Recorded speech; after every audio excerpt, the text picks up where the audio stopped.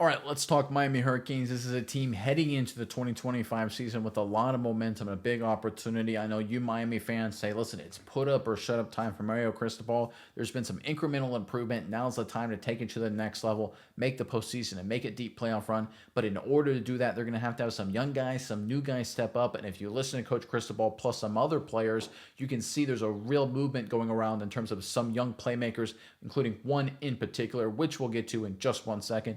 But first, I'm Nick, and this is Saturday Morning Inspection.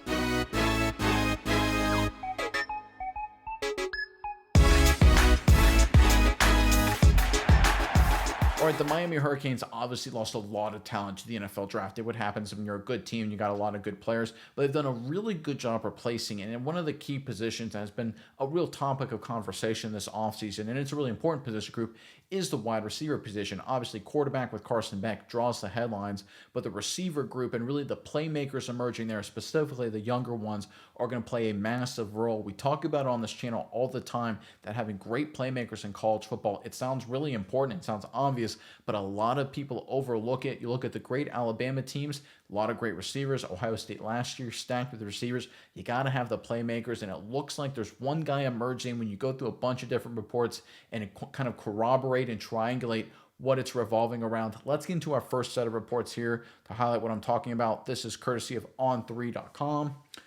The wide receivers, Mario Cristobal said, we lost a lot of production there, and our guys, they've got to go out and prove it. I could say that from what we've seen here from our guys, confidence is extremely high. Okay, that's high praise, that we can have the same type of production that we've had in the last year and other years when Miami's been really good. Again, very high praise. Because in 2024, Miami was ranked third nationally in passing offense, averaging 348.2 passing yards per game. However, from last year's team, the top 6 pass catchers in terms of receiving yards have either moved on to the NFL or in the transfer portal. That includes 4 wide receivers, a tight end, and a running back, Elijah Lofton. A tight end who had 9 receptions for $150 and a touchdown is Miami's leading returner in terms of production. Obviously, Restrepo, you look at Arroyo now with the Seattle Seahawks, Restrepo with the Tennessee Titans. You even have Martinez, the running back, right? A lot of guys, and even more than that, a lot of guys now in the National Football League. They need some young guys to step up. The report went on to say, with that, the Hurricanes were active in the transfer portal. Miami added 20 total transfers. Among them, 5 either played wide receiver or tight end, so they put a lot of assets, a lot of capital in terms of adding veteran experienced pass catchers. Then Miami also had another 5 at either wide receiver or tight end who came in from the class of 2025 as incoming freshmen. Along with the other returning players at Miami, there should be talent to compete at the skill positions. Because, like you mentioned, we were recruited at a high level. They've been developing it now systematically. We are really in a groove now. We understand what we're trying to do, how we're trying to do it, why we're doing it that way. We're really just ingrained and entrenched in what our schematic purpose is. So you name it. So many guys have a really good spring and a great summer. Think about that for a second. Really good spring, wide receivers, young guy. Hold on to that thought. The competition is thick. It's going to be an extremely competitive room with guys that can flat out run, that have great hands, that contract the ball really, really well, Cristobal said, finishing out this report.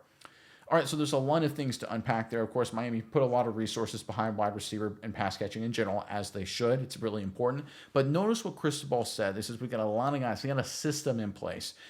When you have a system in place, when you have a way of doing things with coaching staffs and players in tradition, you can have freshmen, young guys, new guys come in and be early impact players. We see this at Ohio State, right? You have a great system in place. You've got a great receiver history there. You bring in a freshman stud, Jeremiah Smith, and he can fit in day one and really contribute and do great things.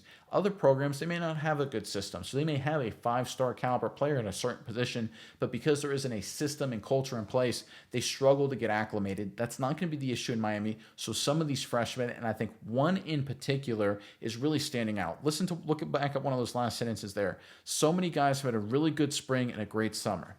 Okay, let's go back in time a little bit. Let's pull this up from SI.com, going back to the spring specifically. The Miami Hurricanes have wrapped up their spring game, and a special freshman has stolen everyone's attention. Wide receiver Malachi Tony stole the show and was a talk of the town for his outstanding day. He caught a touchdown, it should have been 2, and was clearly the top receiver on the field. Coach Mario Cristobal praised his young and gifted wide receiver, raving about his maturity and preparation after the game. His maturity and preparation is what sticks out, Cristobal said. And so 5:30 in the morning, he'll be out there catching some balls.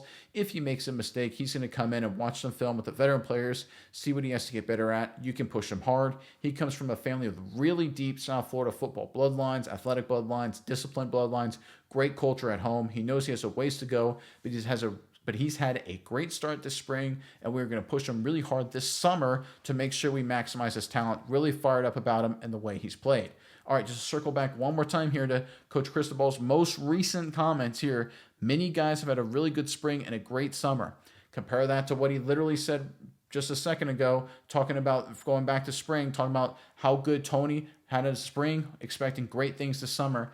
Malachi Tony emerging as the guy, right? And I'm not just saying this reading between the lines like it's national treasure, trying to read a treasure map. There was another report. This is courtesy of C2. The coach posted this on X. Transferred defensive back Keontae Scott shouts out covering Malachi Tony. Really big shout out to young Malachi Tony. He will do some great things in his career. So we're seeing, this was a few days ago now. So we're seeing all this evidence come in. We talk about Tony, great spring game. Cristobal says we're going to push him over summer. Now Cristobal's talking about, hey, guys who did really great in the spring and did really great over summer, they're doing really good things. We got a high level of confidence. That seems to align with Tony, right? And now you've got the transfer, the veteran Scott saying, listen, this guy's a really good player. We're seeing corroborating evidence. The long story short here is Malachi Tony is emerging very quickly as a day one playmaker for this Miami Hurricanes offense. You talk about a Ryan Williams, Jeremiah Smith impact from Alabama and Ohio State, respectively, from 2024. That's what Tony is poised to do for the Miami Hurricanes in 2025. All right, we'll get to more of this in just 1 second. But first, Miami fans in the comment section below got one heck of a hard question for you guys.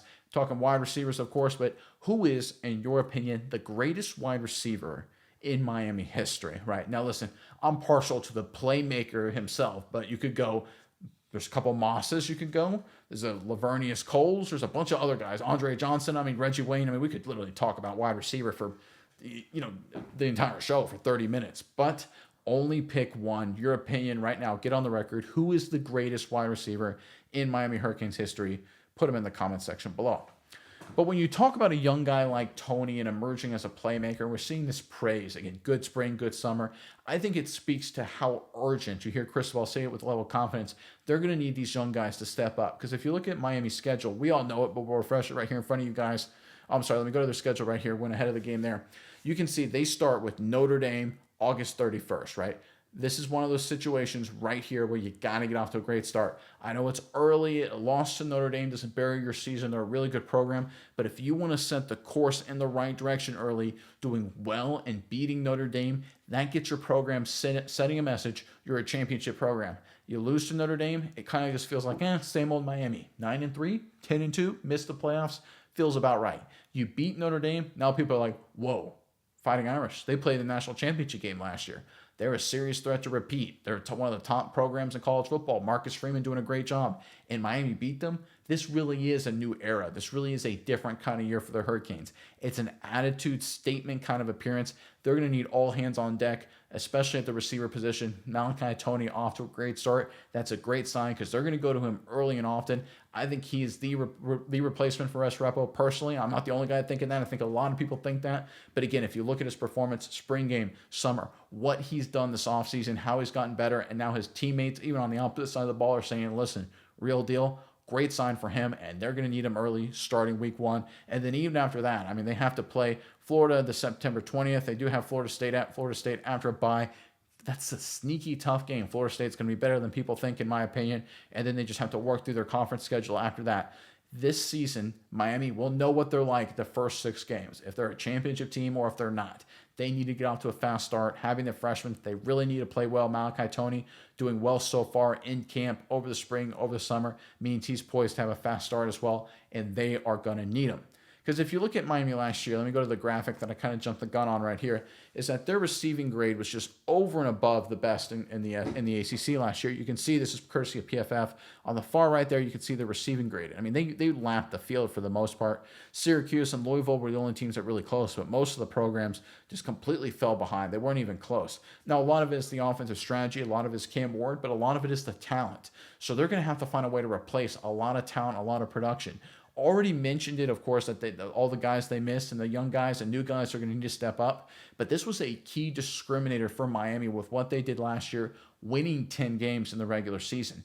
If they're going to exceed that, they need to get to this level and then beyond this season, and they're going to need to do it quickly. Again, going back to the schedule here, they're not going to have time to wait around. They're not going to have time to, hey, let's see how things shake out. Let's see how everything goes down. They're going to have to be playing above and beyond what they were last year at a really good position group. Day one, game one, August 31st, just 20 days away when I'm filming this, 19, 18 days away, depending on what day you're watching this. This is going to be a huge challenge for guys like Tony to step up right away. But listen, he's come onto campus spring game, doing extremely well. Summer working his butt off, impressing Cristobal, impressing transfers. I think if there's any freshman, frankly, in all of college football that's poised to have a massive impact day one for a program that really needs them, I think it's Malachi Tony. This is a name that is known very well, obviously, in South Florida, known very well for the Hurricanes as we get closer to the regular season. But I think after August 31st, and certainly after the month of September, the entire college football world will likely know Malachi Tony for the big plays he's making, catching passes from Carson Beck, and putting this Miami Hurricanes offense at the top of the college football rankings.